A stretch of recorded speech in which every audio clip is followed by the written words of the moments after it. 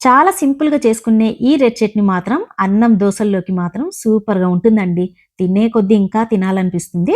ముందుగా అయితే ఒక చిన్న ప్యాన్‌లోకి 2 టేబుల్ స్పూన్ ఆయిల్ తీసుకున్న తర్వాత ఒక చిన్న కప్పు నిండా పల్లీలు తీసుకోండి. ఈ పల్లీలు కాస్త వేయించుకున్న తర్వాత ఇందులోకి ఎండుమిరపకాయలు తీసుకోండి. కాస్త ఎక్కువగా యాడ్ చేసుకుంటే టేస్ట్ బావుంటుంది. స్పైసీగా ఉంటుంది. ఇప్పుడు ఇందులోకి 1 టేబుల్ స్పూన్ జీలకర్ర తీసుకోవాలి. దీంతో పాటు 1 టేబుల్ స్పూన్ వచ్చేసి ధనియాలు తీసుకోండి. కొంచెం లో ఫ్లేమ్ మీద పెట్టి వేయించుకున్న తర్వాత ఇప్పుడు కాస్త మనం దీన్ని పక్కన పెట్టేసి ఇప్పుడు అదే ప్యాన్‌లోకి ఆయిల్‌ని కొంచెం యాడ్ చేసుకున్న తర్వాత ఇందులోకి టమాటా ముక్కలు తీసేసుకోవాలి. ఎర్రగా ఉన్నటువంటి టమాటాలు కాస్త ఎక్కువగా యాడ్ చేసుకోండి. ఇందులోనే కొంచెం చింతపండు పులుపుకి తగ్గట్టు తీసుకోవాలి. ఇందులో వెల్లుల్లి రెబ్బలొచ్చేసి ఒక 7-8 వరకు తీసుకోండి.